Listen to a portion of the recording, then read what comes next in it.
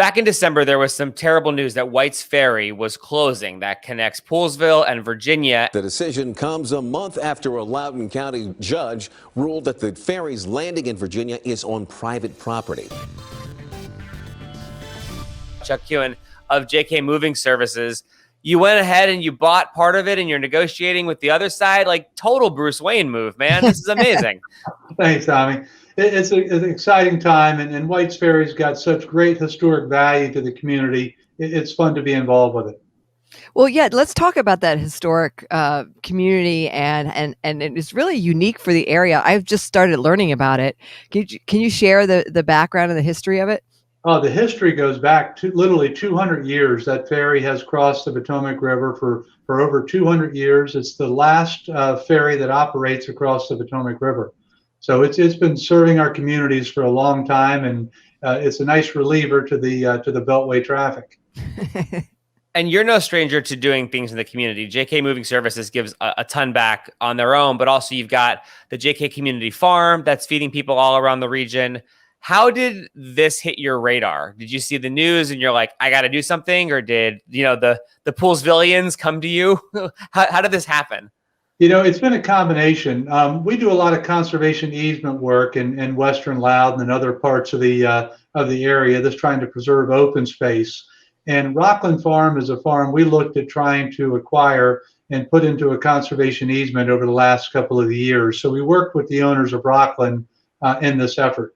While this was taking place, the controversy over the White's Ferry had been taking place between the Browns, the Brown family that owns the ferry on the Maryland shore, and then Peter Brown and the Rockland family on the eastern shore. No relation between the two Browns.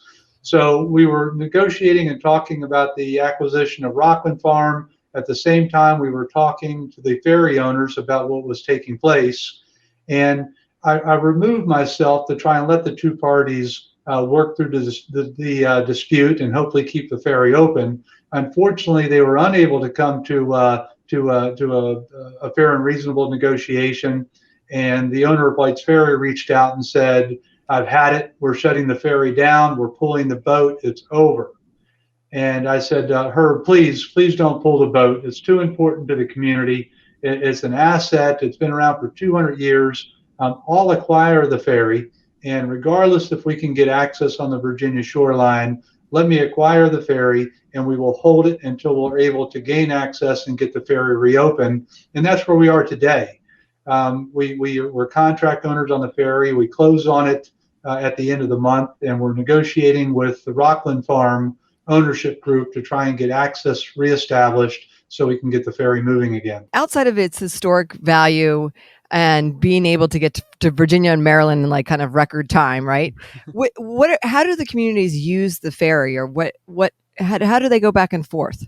Great. So a lot of people in Montgomery County and Frederick, they use the ferry to come over into Leesburg, whether they're hitting the outlet stores.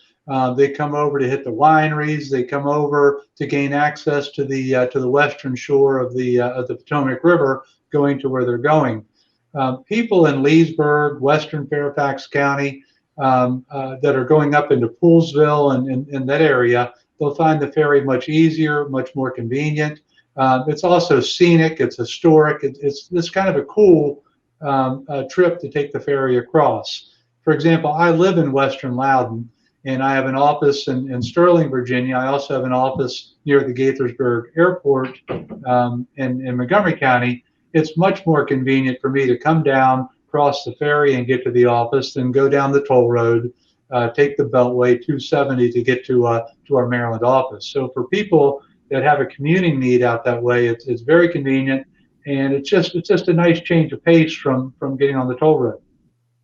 So I know it's an active negotiation that you're working with the Rocklands Farm, but how's it going? I know you probably can't give us too many details, but like, how's it going?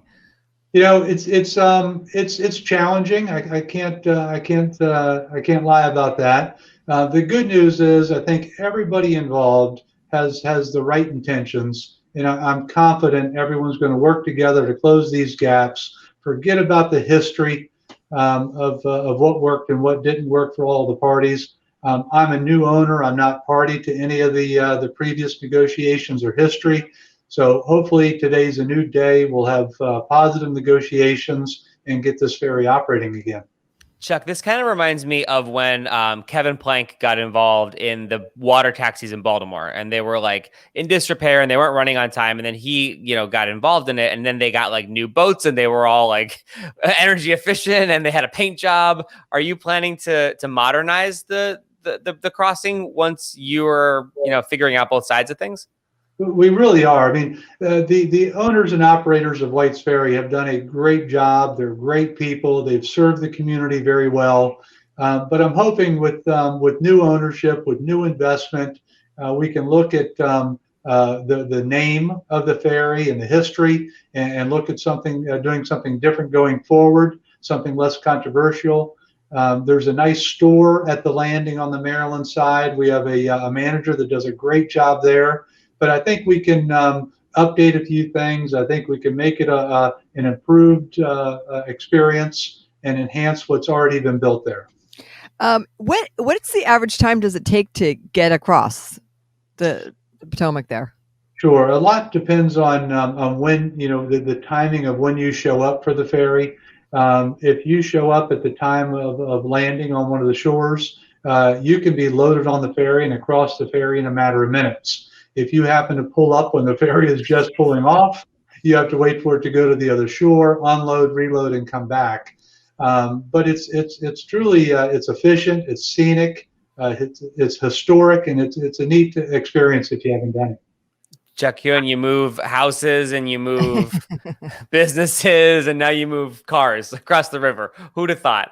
Chuck, thank you for your time, and thanks for just being a great neighbor and a great citizen, and all the work you do with the farm and with JK and now with the ferry. Seriously, you're giving off big Bruce Wayne vibes. I love it. Well, thank you, and thanks for your support and having me on today.